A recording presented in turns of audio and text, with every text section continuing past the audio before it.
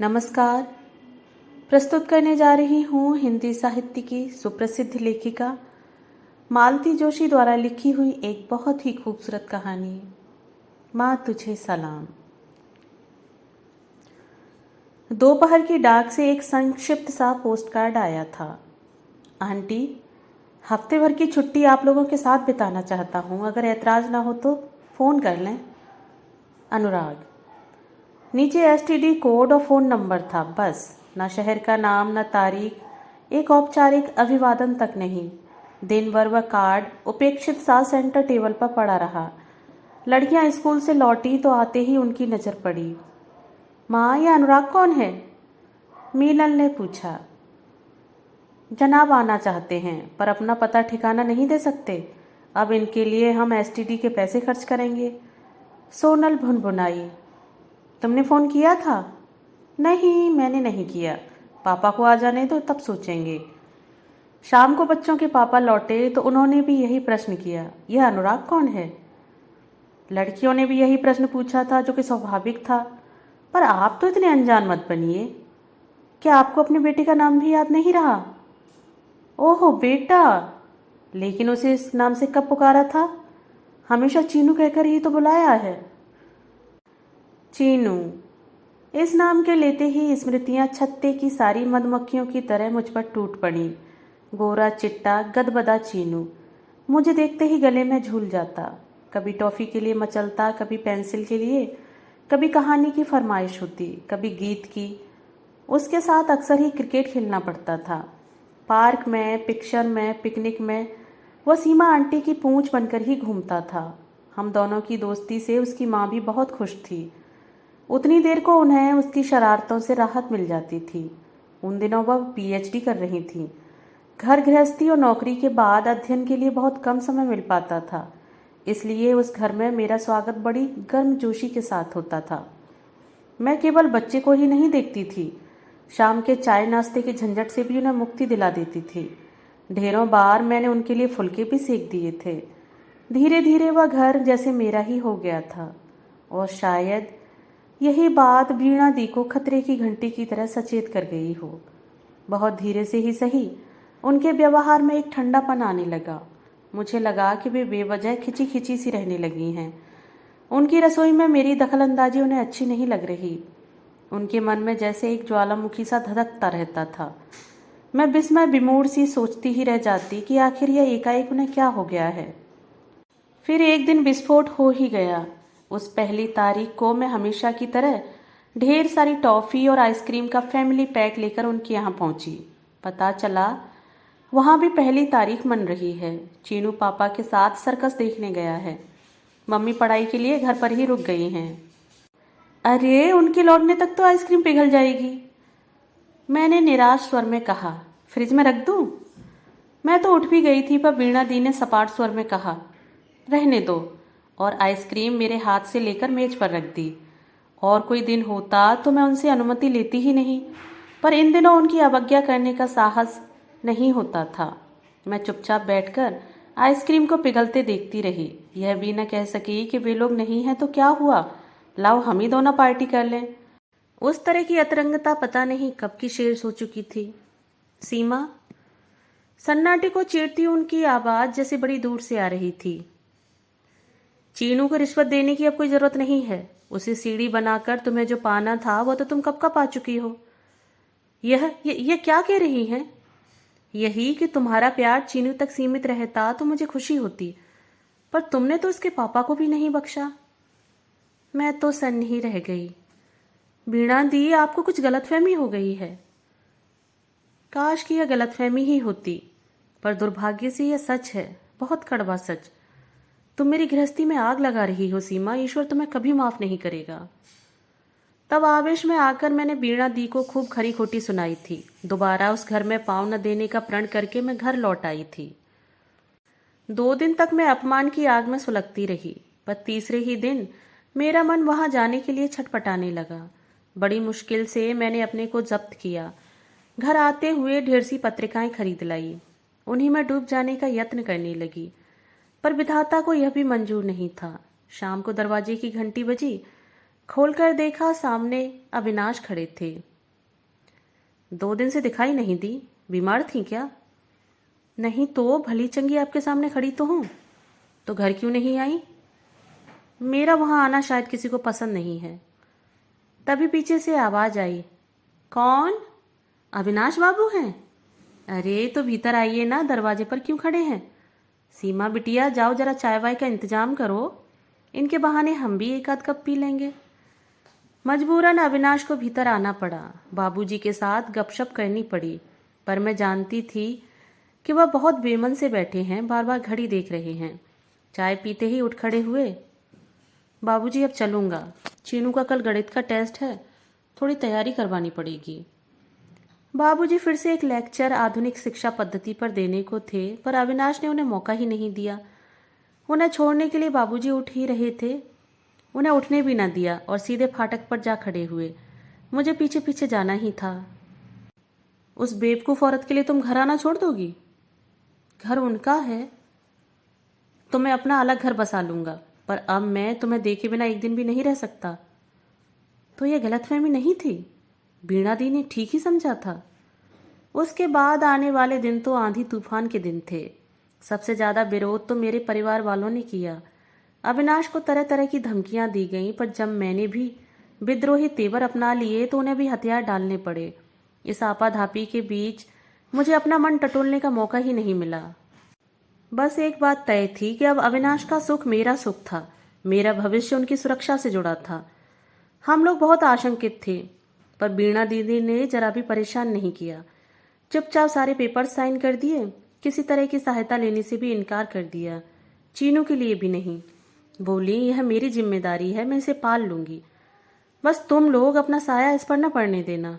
बेचारा चीनू, वह भला अपने पापा को एकदम कैसे भूल जाता। तलाक के समय वह छोटा नहीं था, 10 साल का था। इस उम्र में बच्चे माँ से ज्यादा बाप के निकट होते हैं। घर को इस तरह 2 टुकड़ों में बंटते देखा तो बेचारा बौखला गया था।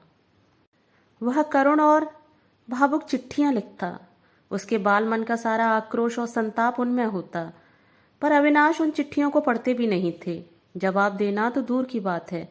कहते, जब उसकी माँ ने मना कर रखा है तो मैं क्या करूं? वह कल को आरोप लगा देगी कि मैं उसके बच्चे को बरगला रहा हूं। वे चिट्ठियां पढ़ते और फाड़ देते, पर फिर उस दिन रात रात भर सो नहीं पाते। 2-3 साल बाद पत्रों का सिलसिला कम होते होते अपने आप थम गया। एक तरफा कारोबार था, कब तक चलता? उसके बाद पहला पत्र अभी 8-10 महीने पहले आया था। पत्र क्या था? शोक संदेश था। काली रेखाओं से घिरे कार्ड में अंकित था कि डॉक्टर बीणा त्रिवेदी अमुक अमुक तारीख को महाप्रयाण कर गई हैं। उनकी त्रयोदशी अमुक तारीख को है। नीचे यही हस्ताक्षर थे, अनुराग। मैंने इनसे पूछा था, जाओगे नहीं? जाने लायक कोई रिश्ता बचा भी है? पर नाम तो भी आपका ही लगाती थी ना, मेरी बला से। लेकिन मैं इतनी आसानी से उस समाचार को खारिज नहीं कर पाई थी। उनकी त्रयोदशी तक मैंने घर में एक भी पार्टी नहीं होने दी, न घर में मीठा बनाया, न बाजार से आने दिया। 13वीं वाले दिन देवी मंदिर में जाकर पंडित जी को सीधा और दक्षिणा दी। माता को साड़ी, चूड़ी और समस्त सुहाग आभूषण अर्पित किए।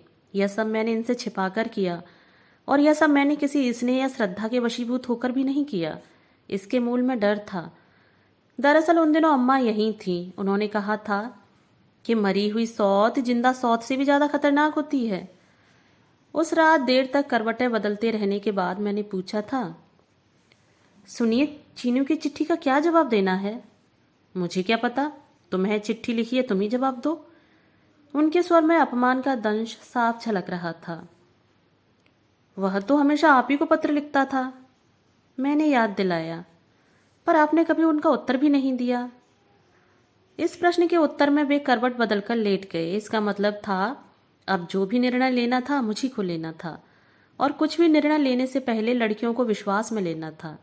यूं तो वह जानती थी कि हमारी शादी आम लोगों से कुछ अलग हुई है। शादी के एल्बम जैसी कोई चीज घर में नहीं थी, न मामा, मौसी या चाचा बुआ जैसे रिश्तेदारों की घर में आमद थी। कभी कभार मेरी अम्मा जरूर आ जाती थी। यह सिलसिला भी बाबूजी की मृत्यु के बाद ही शुरू हुआ था। मेरी भाभीियों का वश चलता तो वे अम्मा को सदा के लिए मेरे पास छोड़ देती।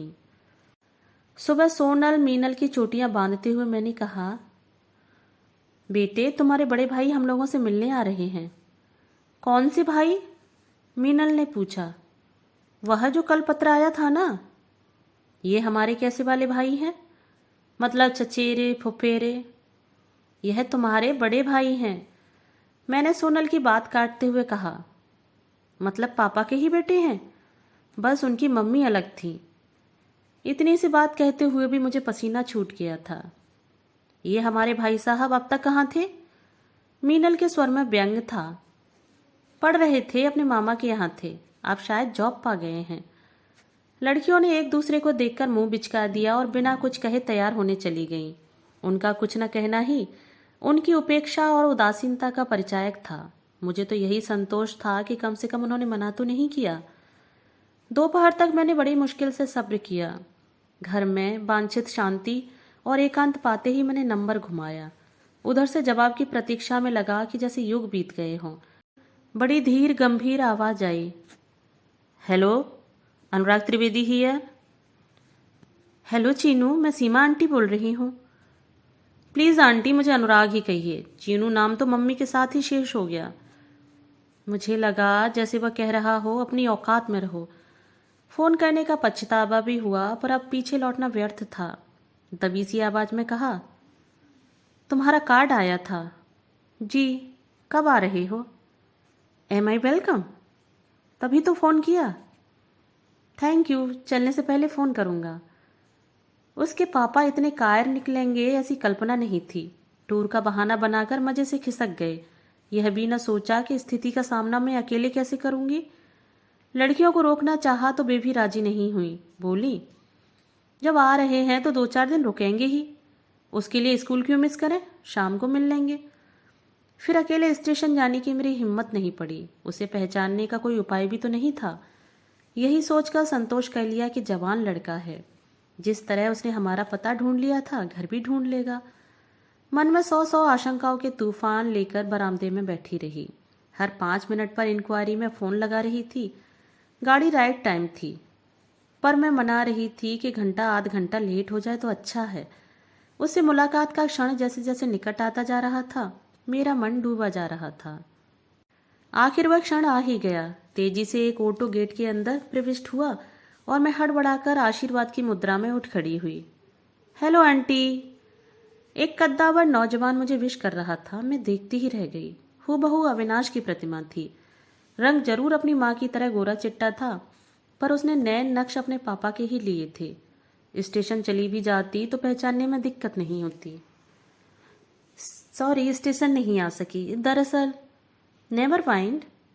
उसने मुझे सफाई का मौका ही नहीं दिया। हम तो दुनिया घूमे हैं, भोपाल क्या चीज़ है। बस अब यह बताइए कि अपना यह कबाड़ कहाँ रख दूँ? उसने सामान की ओर इशारा किया। मैंने गोपाल को आवाज़ दी, भैया का सामान गेस्ट रूम में रख दो और फटाफट चाय चढ़ा दो। चाय रहने दीजिए आंटी, नहाकर सीधे खाना ही खाऊंगा। मेरी सारी दुविधाओं को समेटकर वह कमरे से ओझल हो गया। नाश्ते के लिए 2 दिन लगकर मैंने ढेर सारी चीज़ें बनाई थी।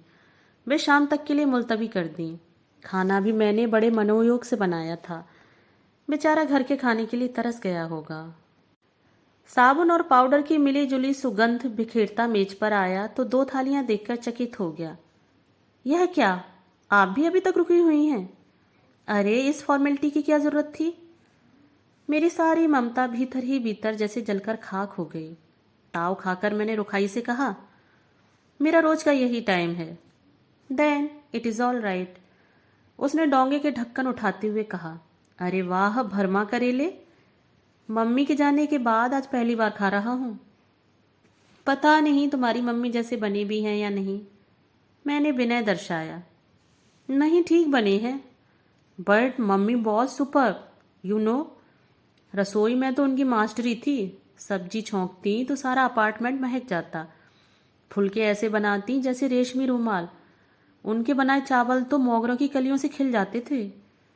उसका स्तुति पाठ लंबा चलता रहा। सामने रखी थाली के रस और स्वाद से वह बेखबर हो गया था। पूरे भोजन के दौरान उसने मेरी प्रशंसा में एक शब्द भी नहीं कहा। पता नहीं वह यह सब जानबूझकर कर रहा था या कि बहुत दिनों बाद माँ के विषय में बोलने का अवसर मिला था, लेकिन मैं बहुत नर्वस हो गई। मेरा तो आत्मविश्वास ही जाता रहा। वह जितने दिन रहा, खाना बनाते समय मैं एक ही हीन बोध से भर जाती। फिर कभी दाल में नमक छूट जाता या सब्जी में मिर्च तेज हो जाती। मेरी सारी मास्टर डिशेज उन दिनों फ्लॉप साबित हुई। हर बार उसे अपनी माँ के पाक नैपुण्य को याद करने का एक सुनहरा अवसर मिल जाता।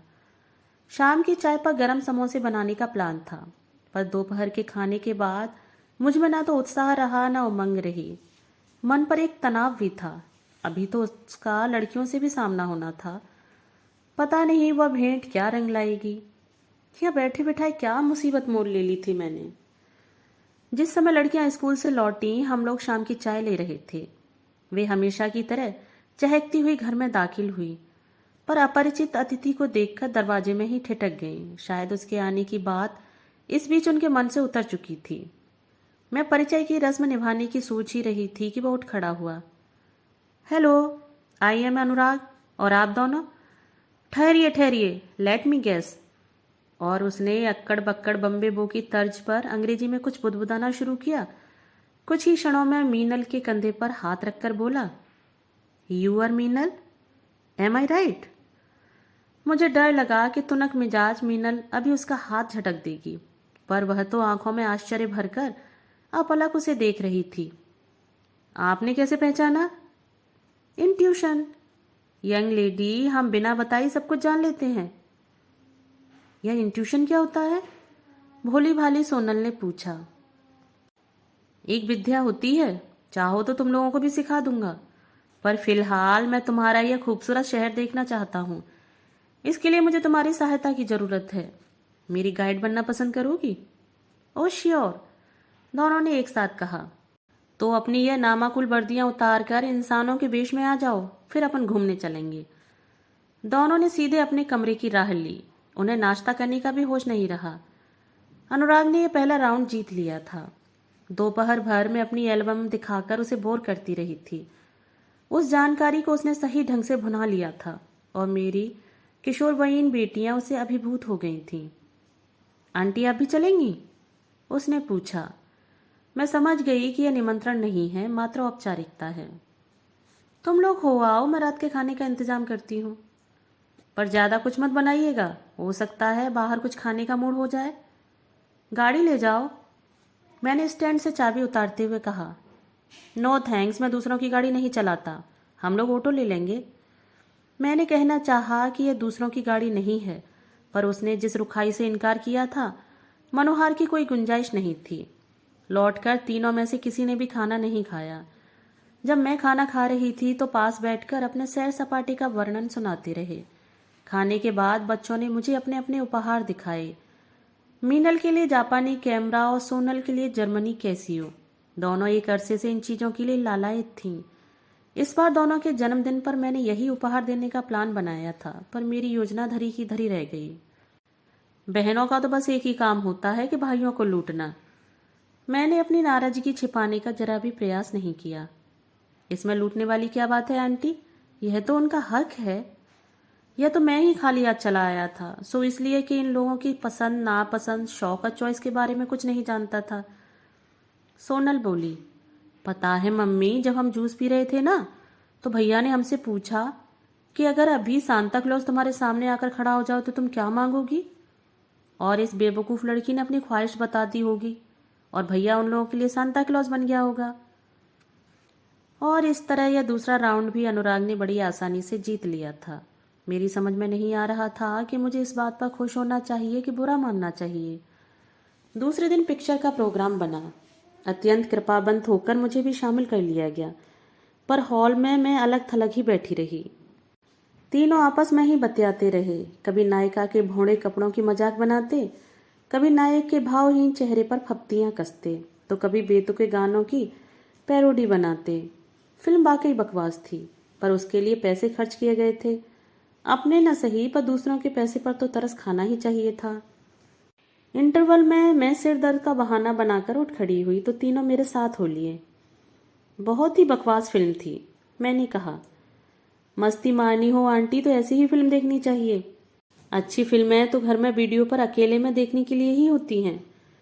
लड़कियों ने प्रशंसा भरी नजरों से उसकी ओर ऐसे देखा मानो उसके मुंह से फूल झर रहे हों।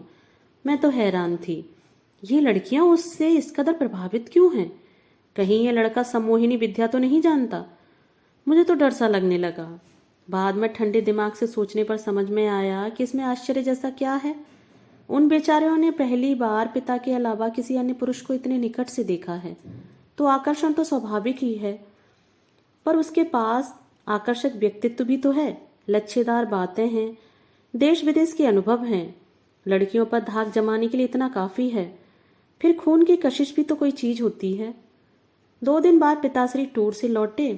बाप बेटे के इस ऐतिहासिक मिलन की मैं उत्सुकता से प्रतीक्षा कर रही थी। अपनी कल्पना में उस क्षण को मैं कई बार कई तरह से देख चुकी थी, पर प्रत्यक्ष में वह कार्यक्रम बड़ा फुसफुसा सा रहा। मीनल और अनुराग लॉन में बैडमिंटन खेल रहे थे। मैं और सोनल प्रेक्षक की भूमिका निभा रहे थे। तभी साहब बहादुर की जीप गेट के भीतर प्रविष्ट हुई। थोड़ी देर को खेल रुक गया। मैं सांस रोककर अगले क्षण की प्रतीक्षा करती रही। पापा उतरे, अपने जवान बेटे को देखा और ठगे से खड़े रह गए। थोड़ी देर को तो वह पलक झपकाना ही भूल गए। फिर अनुराग ने ही पहल की, हेलो सर। फिर उसने हाथ आगे बढ़ाते हुए कहा, सफर कैसा रहा? Fine, thank you. उनकी आवाज गले में फंसती सी लगी। आप थोड़ा रिलैक्स हो लें, तब तक हम ये सेट पूरा करके आते हैं, बस। बाद में मुझे भान हुआ कि उसने उन्हें प्रणाम नहीं किया था, बस हाथ भर हिलाया था। प्रणाम तो खैर उसने मुझे भी नहीं किया था, पर मैंने उसकी अपेक्षा भी नहीं की थी। पर पिता के चरण स्पर्श तो कर सकता था। इस तरह उनकी अवमानना करके वह क्या सिद्ध करना चाहता था? अपना रोष या अपनी आधुनिकता? बुरा तो इन्हें भी जरूर लगा होगा, पर इन्होंने अपने आप को जाहिर नहीं होने दिया। बेटे से तो खैर अभी परिचय का सूत्रपात ही नहीं हुआ था, पर बेटियां भी उनसे दूर छिटक गई थीं। कहाँ तो पापा के लौटते ही उनसे झूल जाती थी, अपनी फरमाइशों की शिकायतों का पुलंदा खोलकर बैठ जाती थी। पर आज उन्हें भी फुर्सत नहीं थी। बस हाय पापा का स्वागत वाक्य बोलकर भैया के साथ व्यस्त हो गई थीं। खाने की मेज पर मैंने देखा कि ये अतृप्त नजरों से बेटी को निहार रहे हैं। कुछ कहने को उनके होठ फड़फड़ा रहे थे, पर शब्द थे कि जैसे जम गए हों। और वह इस सारी कशमकश से बेखबर बहनों को चुटकुले सुना रहा था, पहेलियां बूझ रहा था।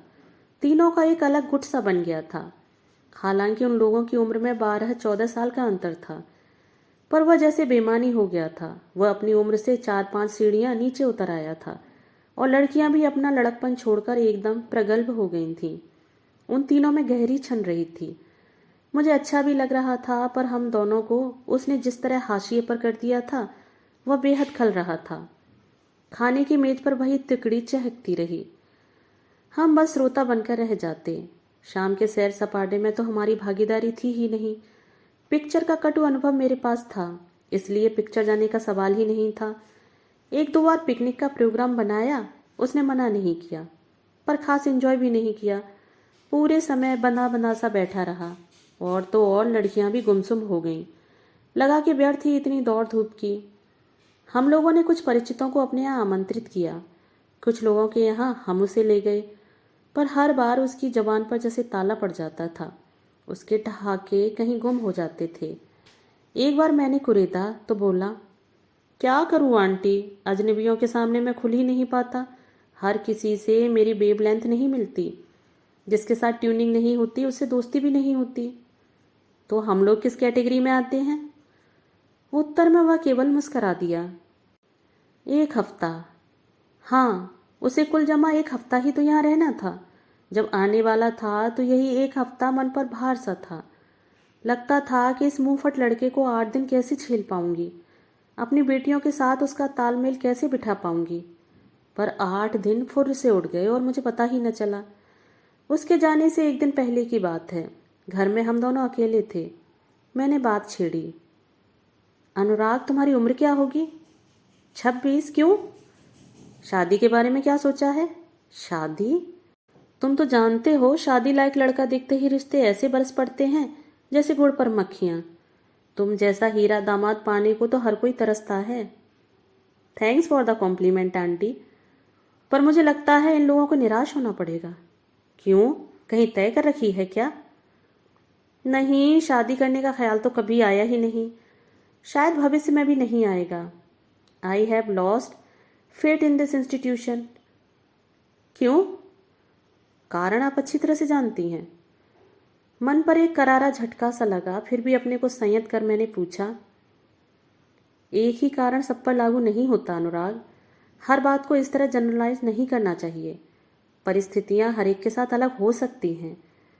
वैसे भी इन बातों को समझने के लिए इस तरह के निर्णय लेने के लिहाज से तुम बहुत छोटे हो। पर मैं बेटा तो उन्हीं का हूँ। मुझ में भी तो वही जीन्स हैं। इस बात की क्या गारंटी है कि शादी करूंगा और आखिर तक निभा ले जाऊंगा? फिर व्यर्थ में किसी को दुख क्यों दूं? उसने जो भी कहा अपने पिता के लिए कहा। उसका सारा आक्रोश पिता के लिए था। मुझ पर उसने कोई आरोप, कोई लांछन नहीं लगाया। फिर भी मैं शर्म से गड़ी जा रही थी। अपमान से मेरे आंसू निकल आए। वह अपनी जगह से उठकर मेरे पास आया। सॉरी आंटी, आपको हर्ट करने का मेरा इरादा नहीं था, पर मैंने अपनी माँ को तिल तिल कर मरते देखा है। बाप के होते हुए भी मैंने एक अनाथ बचपन गुजारा है और मैं उस इतिहास को दोहराना नहीं चाहता। मुझे अविनाश पर दया हो आई। बेचारे किस ललक से दोस्तों के बीच बेटी की नुमाइश कर रहे थे। उसकी बारात में दूल्हे के बाप की ठसक से जाने का सपना देख रहे थे। बेटे ने तो उनके सारे अरमानों की धज्जियां ही उड़ा दी थी। जब इसके मन में इतनी कटुता, इतना रोष था, तो यहाँ आने की जरूरत क्या थी? बरसों से टूटी हुई कड़ियों को फिर से जोड़ने का प्रयोजन क्या था? मैंने सोचा था कि माँ की मृत्यु से उसके जीवन में एक शून्य भर गया होगा। घर की ममता भरी छांव के लिए वह तरस गया होगा। इसीलिए स्नेह की ऊष्मा से भरकर मैंने उसका स्वागत किया था। मैं उसे अपने आंचल में भर लेने को भी उद्यत थी, पर वह हर बात छिटक कर इस तरह दूर खड़ा हो जाता था कि मन पर एक चोट सी लगती थी। लड़कियों का बस चलता तो उसे ऐसा धमाकेदार फेयरवेल देती कि स्टेशन पर हंगामा हो जाता। पर मैंने उन्हें प्यार से पास बुलाकर कहा, देखो यही आखिरी मौका है। पापा के साथ उसे थोड़ी देर को अकेला रह लेने दो। घर में तो कभी इतनी फुर्सत ही नहीं मिली। हम ही लोग उसे घेरे रहते थे। बेमन से ही सही लड़कियां मान गईं। उपहार, बुके, फोटो, आंसू, सारे आयोजन घर पर ही हो गए। Nobody coming to see me off? उसने पूछा। लड़कियों ने मेरी ओर इशारा कर दिया, जैसे कह रही हो, यह जो दुष्ट मम्मी है ना, मना कर रही हैं। मैंने भी कोई प्रतिवाद नहीं किया। अविनाश के लिए उतनी सी बुराई मुझे स्वीकार थी। उसके जाते ही घर में एक सन्नाटा सा खिंच गया। एक आदमी के चले जाने से घर इतना सूना हो जाता है, मैं कभी सोच ही नहीं सकती थी। अपनी उपस्थिति से वह घर को कितना गुलजार किए हुए था, इसका एहसास अब हुआ। वे सूनी घड़ियां मैंने लड़कियों के साथ बांटनी चाहिए, पर वे तो कब से अपने कमरे में गुम हो गई थीं। उनके पास जाने की हिम्मत नहीं पड़ी। मन में एक अपराध बोध सा था। उस रात खाने की मेज पर भी एक चुप्पी सी छाई रही। हमेशा चहकने वाली मेरी बुलबुलें भी खामोश थीं। उनके पिता भी गुमसुम से भोजन की औपचारिकता निभा रहे थे। टेबल पर केवल मेरी और बर्तनों की आवाज आ रही थी, क्योंकि मैं तो गृहिणी थी, पत्नी थी, माँ थी। मुझे तो अपना कर्तव्य निभाना ही था। खाना खाने के बाद पूरा घर फिर से द्वीपों में बट गया था। मुझे देर रात तक नींद नहीं आई। पानी पीने के लिए उठी तो देखा बच्चों के कमरे की बत्ती जल रही है। शायद उन लोगों को भी नींद नहीं आ रही थी। सोचा थोड़ी देर चलकर उनके पास बैठूं, उनके भैया की बातें करूं, ताकि मन कुछ हल्का हो। बेचारी इतनी सी तो हैं। जीवन में पहली बार किसी का इतना निकट सामीप्य मिला था। पहली बार किसी अपने से बिछड़ने का दर्द झेला था। मैं धीरे से कमरे में प्रवेश हुई। दोनों जाग रही थीं और बीच वाली मेज पर अच्छी खासी फोटो प्रदर्शनी लगी हुई थी। ये कहाँ की फोटो है? भैया के साथ खींची थी ना? मैंने पास बैठकर मुआयना किया। सचमुच बड़ी सुंदर तस्वीरें थीं, पर उन ढेर सी तस्वीरों में हम दोनों की एक भी नहीं थी। मन में एक टीस सी उठी। भैया कितने क्यूट लग रहे हैं ना? भैया is so handsome, he is so smart. भैया का प्रशस्ति गान जैसे रुकना ही नहीं चाहता था कि एकाएक सोनल ने पूछ लिया, मम्मी, बड़ी मम्मी बहुत फेयर थी ना? हाँ, क्यों? तभी तो भैया का रंग भी एकदम साफ है। बच्चे अपने मम्मी पापा से ही तो इनहेरिट करते हैं। काश मम्मी आप भी इतनी फेयर होती। मीनल एकदम बोल पड़ी। किसी जमाने में छत्रपति शिवाजी ने भी यही बात एक अद्वितीय सुंदरी से कही थी कि काश मेरी माँ भी आपकी तरह सुंदर होती। शिवाजी का यह वाक्य इतिहास बन गया, पर मीनल का यह वाक्य मेरा उपहास कर रहा था। अपने सांवले रंग को लेकर मैंने कभी शर्म महसूस नहीं की थी। कॉलेज में तो मुझे कृष्णकली का लुभावना खिताब मिला हुआ था। अपने बच्चों को भी मैंने कभी किसी तरह का कॉम्प्लेक्स पनपने नहीं दिया था, पर अनुराग का दमकता रंग उनमें एक हीन बोध भर गया था। इसे दूर करने में मुझे पता नहीं कितने दिन लग जाएंगे। इस नाजुक उम्र में हर बात बच्चों के मन में गहरे बैठ जाती है। मम्मी, क्या आप बड़ी मम्मी को जानती थी? हाँ, हम लोग एक ही कॉलोनी में रहते थे। आपने जब पापा से शादी की तब क्या वे जिंदा थी? मैं अबाक। मीनल यह सब क्यों पूछ रही है? क्यों पूछ रही है? वो क्या है ना मम्मी कि हमारी क्लास में एक कविता है, उसकी एक दीदी भी है सविता। जब सविता दीदी की मम्मी की डेथ हो गई ना, तब उसके डैडी ने कविता की मम्मी से शादी की। लेकिन भैया बता रहे थे। भैया क्या यही सब बताने के लिए यहाँ आए थे? मुझे सचमुच ताव आ गया था। सामने होता तो मैं अनुराग का मुंह नोच लेती, लेकिन उसकी दोनों बहनें परोक्ष में भी उसकी आलोचना सुनने के लिए तैयार नहीं थीं। क्या बात करती हो मम्मी, भैया बेचारे तो हम लोगों से मिलने आए थे।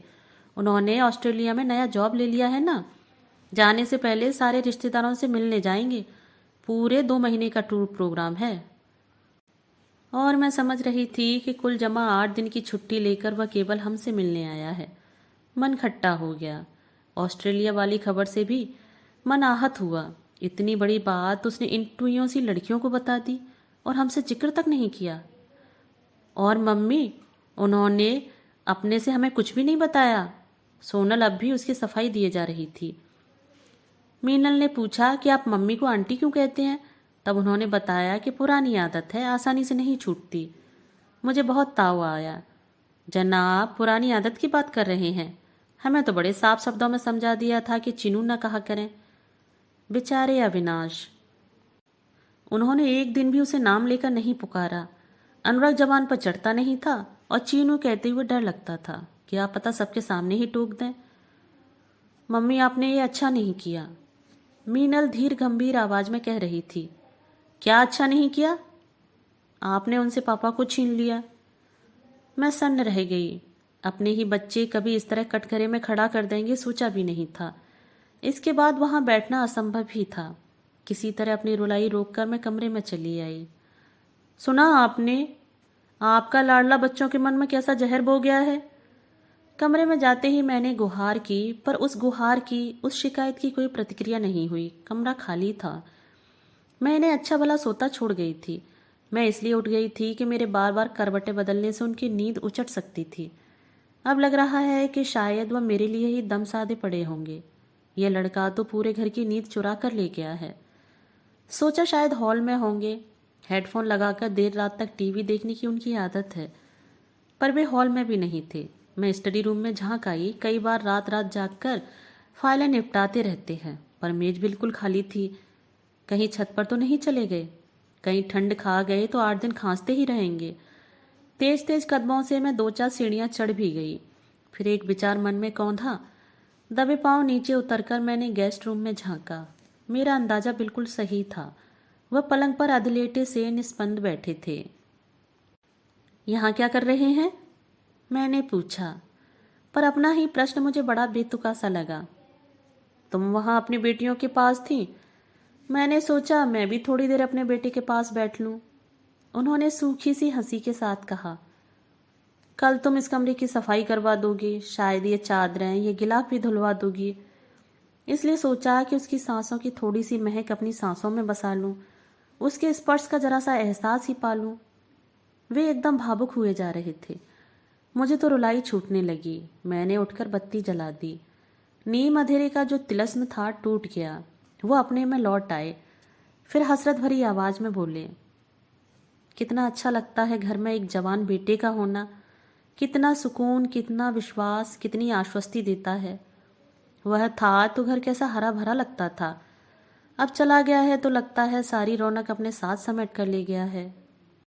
मैं चुपचाप बैठी उनका एकालाप सुनती रही और क्या करती। बस एक ही मलाल रह गया। एक दिन रहा, पर घड़ी भर भी पास आकर नहीं बैठा, मुझसे खुलकर दो बातें भी नहीं की।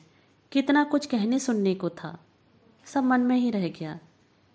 क्या स्टेशन पर भी कोई बात नहीं हुई? कहाँ हो पाई? वह तो मुझे सामान के पास खड़ा करके बुक स्टॉल पर निकल गया था। ट्रेन के अनाउंसमेंट होने के बाद ही लौटा। अरे, मैंने तो खास इसी उद्देश्य से लड़कियों को रोक लिया था। वे इसके लिए मुझे कभी माफ नहीं करेंगी। ये तीनों साथ होते हैं तो किसी को बोलने का मौका ही नहीं मिलता। मौका तो खैर वैसे भी नहीं मिला। इन्होंने एक फीकी सी हंसी के साथ कहा, ठीक भी है, जब उसे मेरी जरूरत थी तो मैंने उसकी उपेक्षा की। कारण चाहे जो भी रहा हो, पर परिणाम तो उसे ही भुगतना पड़ा। दो बड़ों के अहम की टकराहट में बेचारा मासूम बच्चा पिस गया। आज वह अपने पैरों पर खड़ा है, उसे किसी की परवाह नहीं। पर आज मुझे उसकी जरूरत है, लेकिन उसके पास फुर्सत नहीं है। He is paying me in the same coins. शिकायत की कोई गुंजाइश नहीं। उनका स्वर एक थके हुए हारे हुए आदमी का था।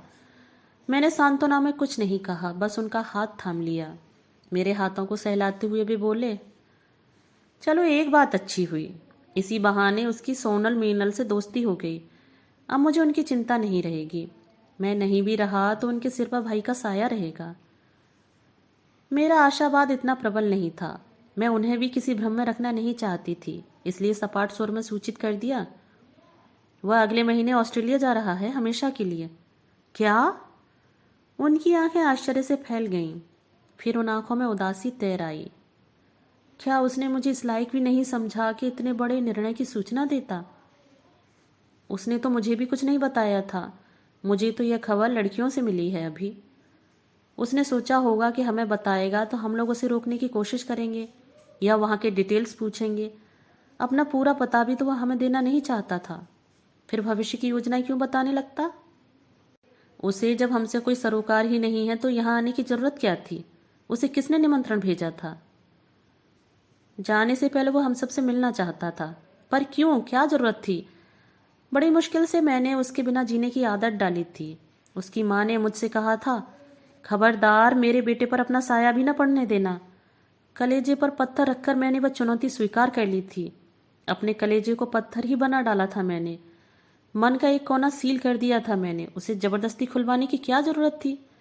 कम वक्त एक घाव देकर चला गया। अब यह जिंदगी भर रिश्ता रहेगा, टीसता रहेगा। बोलते बोलते उनकी आवाज भरभरा गई थी। उन्होंने दोनों हाथों से अपना चेहरा ढांप लिया और आर्त स्वर में कह उठे, चीनू रे, तू क्यों आया था यहाँ? क्यों क्यों? मैंने उनके आंसू पहुंचने की अनधिकार चेष्टा नहीं की। उन्हें अपने बेटे के साथ, उनकी स्मृतियों के साथ अकेला छोड़ दिया और दबे पांव बाहर निकल आई। पर उनका वह आर्तनाद बिस्तर तक मेरा पीछा करता रहा। चीनू रे, तू क्यों आया था यहाँ? उनके इस कातर प्रश्न का उत्तर मेरे पास था। वह मेरे मन की शांति छीनने आया था। वह आया था मेरे बच्चों के मन में जहर बोने। वह अपने पिता को अनुताप की भट्टी में झोंकने आया था। मेरी हंसती खिलती गृहस्थी में आग लगाने आया था। अपनी माँ का सच्चा सपूत था वह। अपनी माँ का ऋण चुकाने आया था। दोस्तों, अभी आप सुन रहे थे मालती जोशी द्वारा लिखी हुई कहानी माँ तुझे सलाम। कहानी अगर पसंद आई हो तो चैनल को सब्सक्राइब और वीडियो को लाइक शेयर जरूर कीजिएगा।